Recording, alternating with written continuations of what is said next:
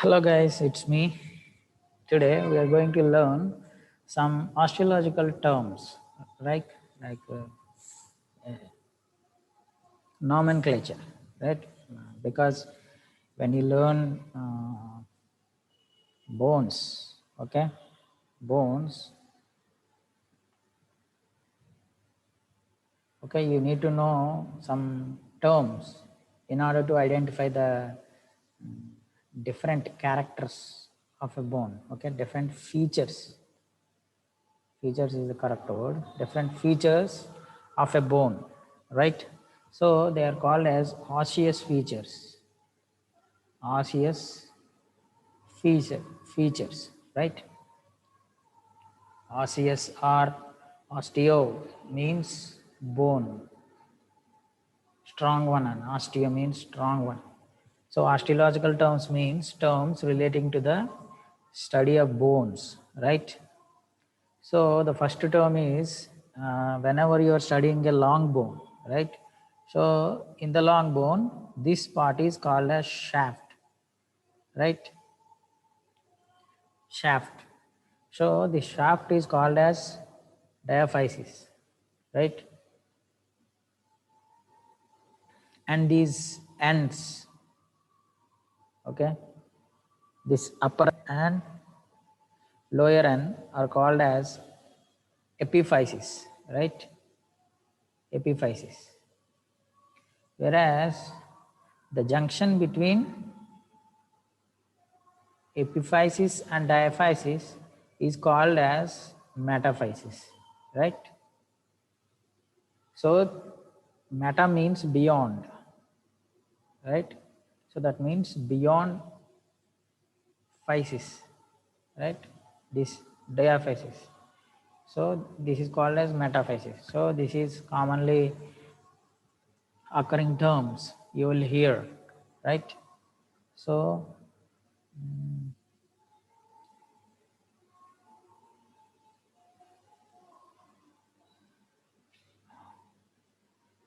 So this is a long bone, right? This is femur, thigh bone.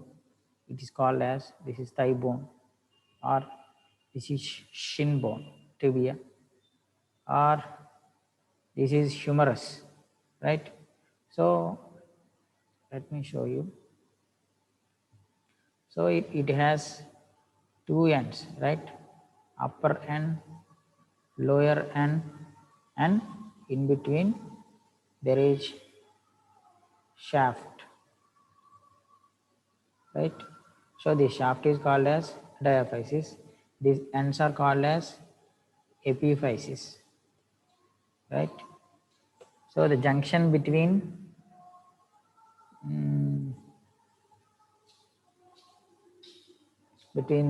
diaphysis and epiphysis are called as metaphysis, right? Okay. So let us go to the next term. Next term is a process. Process is a marked projection, right? A marked projection articulating bony projection. Okay, you see, this is a marked projection here. It is called as mastoid process, right? So marked projection. Okay, this is the skull bone, right? This is skull. In the skull, this is called as mastoid process, right? I will show you.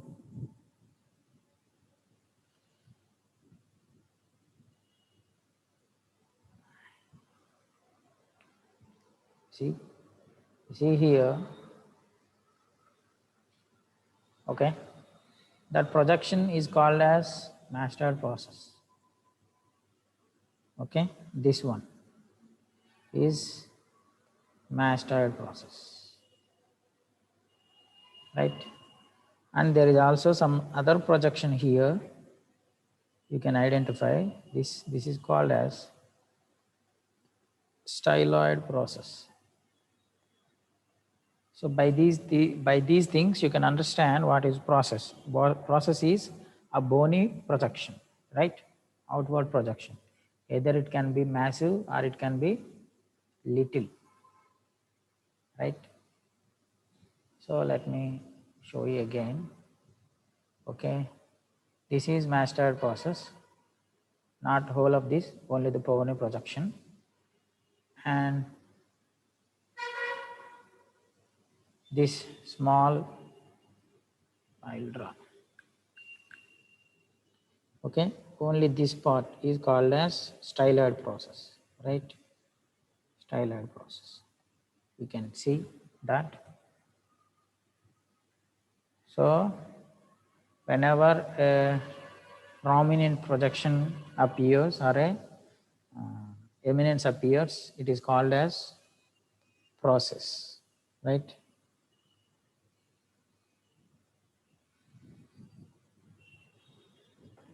Coming to the next term, spine. Spine generally a longer, thinner, sharper process than eminence. Okay, you see, this process is called as spinous process. Okay, because it is longer, thinner, and sharper. Longer, thinner, and sharper. So this is called as spinous process. This is our vertebral, right? Vertebral. So this is called as body. Okay, these are processes: transverse process and spinous process. Let us see.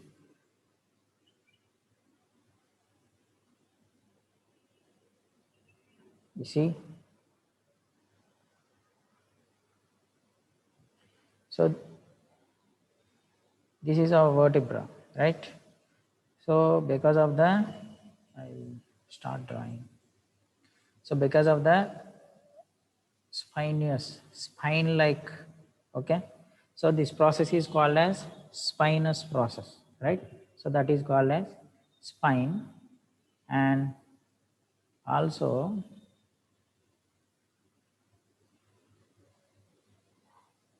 you see,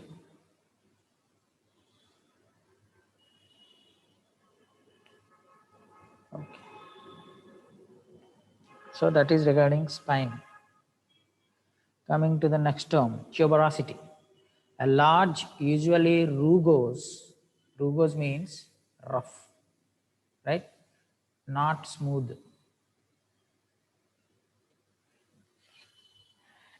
A large, usually rugose eminence of variable shape, often a site of tendon or ligament attached.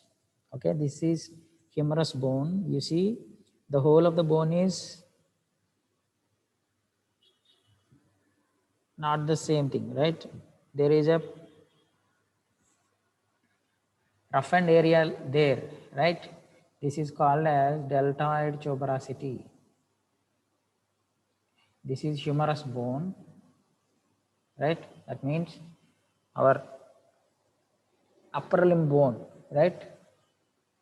So this is called as deltoid tuberosity, where deltoid muscle inserts.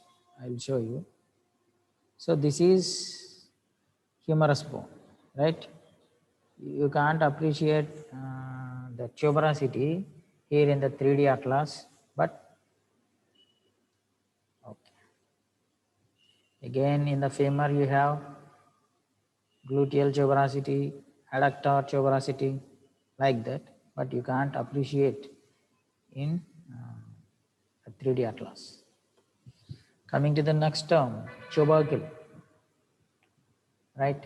A small, tuberosity is large, tubercle is small, usually rugose eminence, often a site of tendon or ligament of attach. Okay, here this one is called as clinoid tubercle, right? Clinoid tubercle. Coming to the next term, trochanter. Trochanter means a large prominence for attachment of rotator muscles, right? Usually you see this only in the femur bone, that is your thigh bone, okay? This one is trochanter and this one is trochanter, right? This one is called greater trochanter. This one is called lesser trochanter, right? Again, you can you see this one is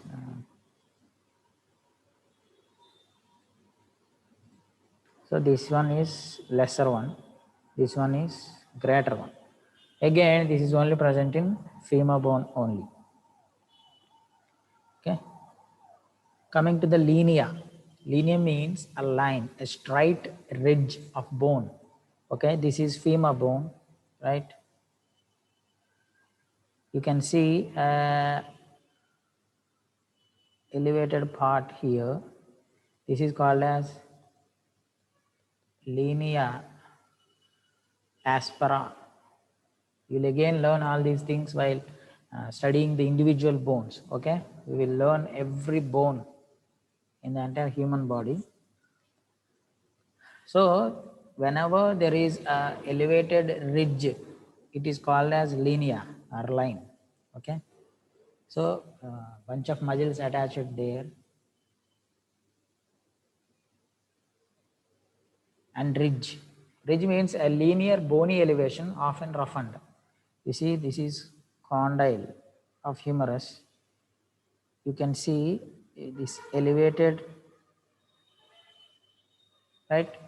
This elevated part from here to here.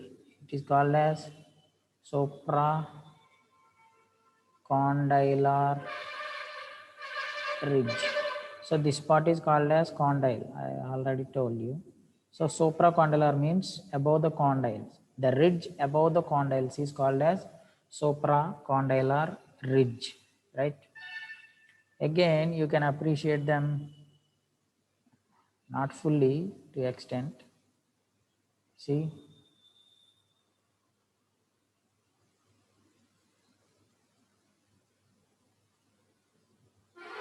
so within the humerus, this is condyle, right? So this elevation is called as supracondylar ridge. And again, you can see that in here also in the femur, right? So these are called as condyles. These are called as condyles. Okay. So there is prominence there.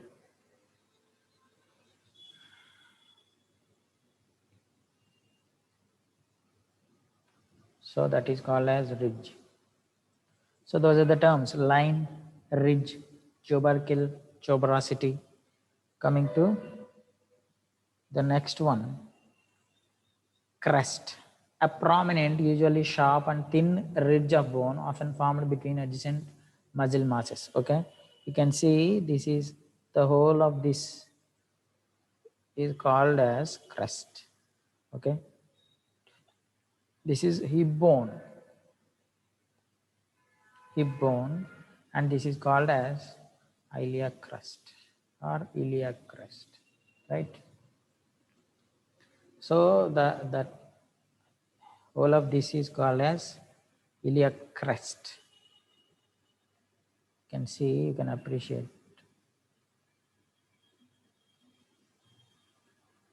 You see, the thing that we can see from superior aspect, okay, this is called as crest. Okay, only that part is called as iliac crest, right? Condyle, we have already seen an enlargement bearing an articular surface. Okay, whole of this is called as condyle. Whole of this is called as condyle. If there is medial to the body, it is called as medial condyle, right? If this is lateral, and it is called as lateral condyle. We can see that.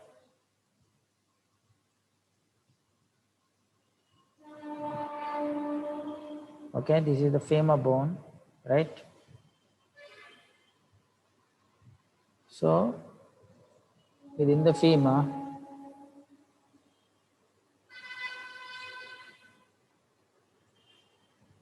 so because this is lateral one, this is lateral condyle. Because this is medial one, medial condyle. Okay, we are drawing this from posterior aspect.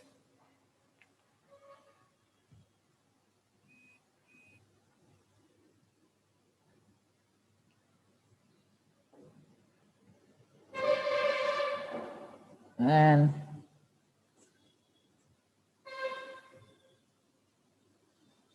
the next osteological term is head, right?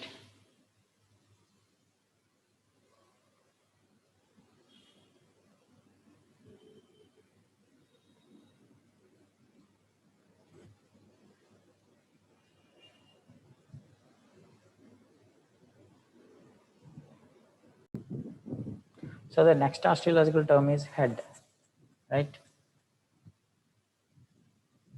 A rough and smooth eminence for articulation, right? This is head. This is head.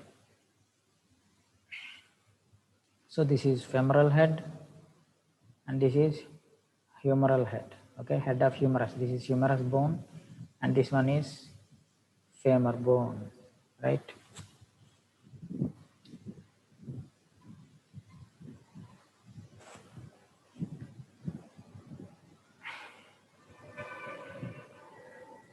Coming to the next one, facet. Facet means a smart articular surface on a bone. Articular means that is forming a joint. Okay, articular means moving with some other bony prominence, right? So this is a vertebra. You can clearly see there is a smooth surface, okay, that can articulate with the below vertebra below it. Okay, this is facet. Okay, this is called as facet, right? You can clearly see that.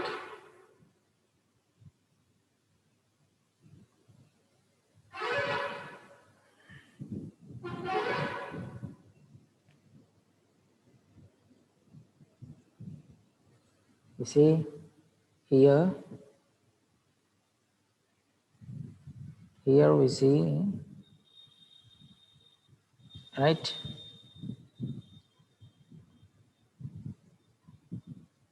So this bone above, the bone above is articulating with the bone below, okay, vertebra below. So that which is articulating or which is moving with the another bone, that surface is called as facet. Okay, facet. Facet means the face, like that, right?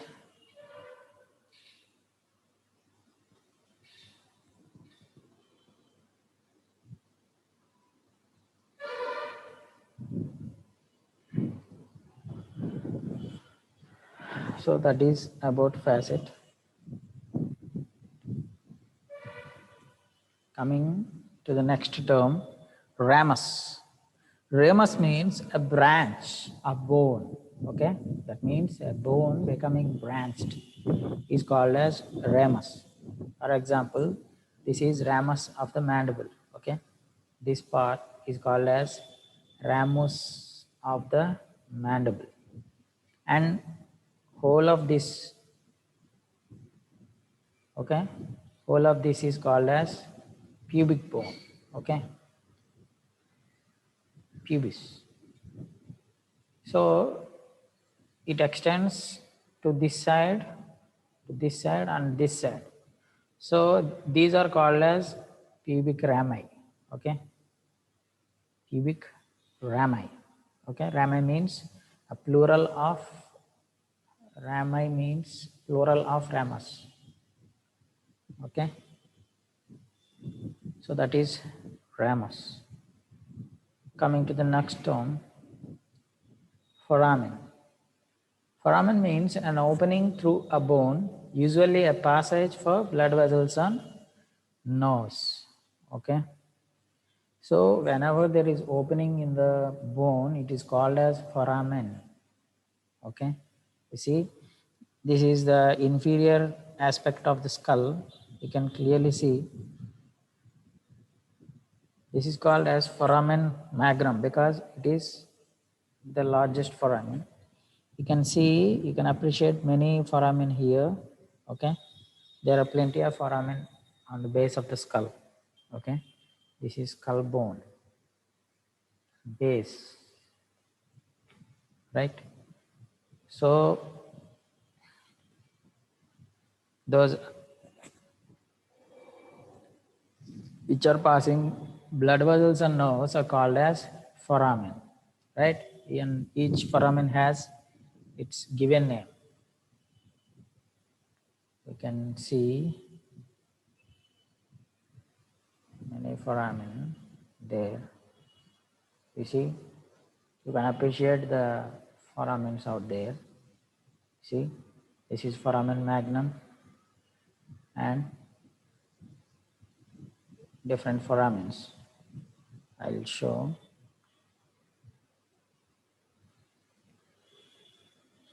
See, blood vessels are coming out from foramen, right? And you see different, you see, I'll show you.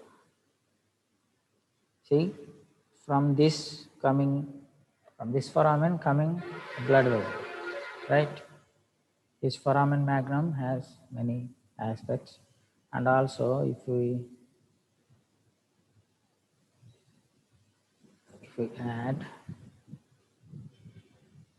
nerves also, you see many nerves are coming from all over the foramens, right? Okay, see blood vessels coming out and going to the brain, nerves coming from the brain, okay, veins coming from the brain. All these enter through foramen, right? So that's the deal. Okay. Coming to the next term, canal. A tunnel-like passage usually extending from a foramen. You see, if it is like this is foramen. And this foramen is extended to inward within a bone is called as canal. You see, this is auditory canal because this is external acoustic meatus, means it is the opening of our ear. Okay, external opening of the ear. If you see, I have put the forceps in a manner so that you can appreciate this foramen is extended inwards because the forceps, you can see the tooth which is outside is extended up to here, right? So this must be extended at least to here, this tooth also. So this is called as canal. Okay, in this case, see, it is auditory canal, right? Coming to the next one, meatus, a short, wide canal or opening, right? Outlet. So this bony aperture is called as meatus, external acoustic, external acoustic meatus, right? So this is the opening of our ear, right? Coming to the next term, sinus. Sinus means a cavity in bone lined with mucous membrane. Okay, you cannot appreciate in a dry bone because it's not possible usually. Okay, within the bones there are passages, air passages. Okay, it is called as air canaliculi. Okay, this is called as sinus. Okay, usually people complaining of the pain, right? You see, the whole of this is frontal bone. Okay, but there is some opening in the frontal bone, right? If we do this in a section, cross section, you can appreciate the lacuna there. Okay, it is called frontal sinus. Okay, frontal sinus, right?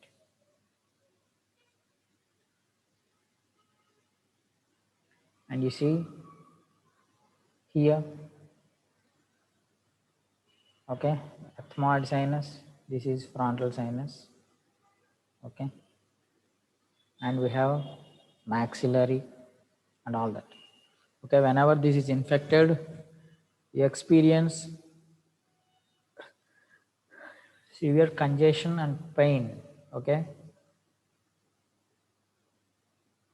whether in the frontal area or on the cheeks. Okay, which sinus got infected, you will get pain there. Okay, it is called as sinusitis. And because these all of the sinuses are around the nose, okay, all of these are around the nose, they are called as paranasal air sinuses. Okay, para means alongside, so alongside to the nose, beside the nose, paranasal air sinuses. Okay, coming to the next term, lip. Lip means margin of a groove or line or crest. You have already seen this. Okay, this is linea aspera. Okay, I have already show you linea aspera. So this one, right? These are called as lips. Okay, medial lip, lateral lip. So the margin of a groove or line or crest, whatever, you can also see that these lips in iliac crest, right? Wherever there is line or crest of groove, you can appreciate lips. Okay, lips are nothing but the margins. Coming to the next term, fossa. Fossa means a depressed area, usually broad and shallow. You can see here on the posterior aspect of humerus, you can clearly see fossa, olecranon fossa, right? Olecranon fossa. Coming to the next term, fovea. Fovea means a pit-like depressed area, usually smaller than a fossa. Okay, you can see here. This is the femur head. Okay, femoral head, head of the femur. You can see there is a depression. Okay, this is fovea. Okay, usually a ligament attaches this head to the acetabulum of the hip bone, right? So that is called as fovea, smaller than fossa. Okay, that is the terms you have to learn. Okay, you see. So if you fade or if you hide the, you can clearly see the fossa here, right? So within that fossa attaches.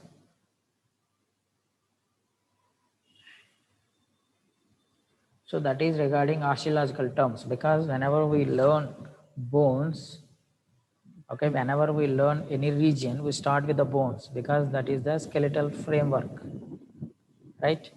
So whenever we start learning a bone, we have to, in order to learn the features of a bone, you have to know what that feature is generically called, right? You cannot name deltoid tuberosity without knowing tuberosity, right? So each feature has its own name. Okay, tuberosity present in a hip bone is called with another name than that present on a humerus bone. Okay, like that. But generically they are tuberosities. But individually they have individual names. Gluteal tuberosity, right? Tuberosity of ilium, like that. Okay, So go through all these terms. Okay, they are a great help. You have to know them by heart. Okay. Let me know if you have any questions. Right.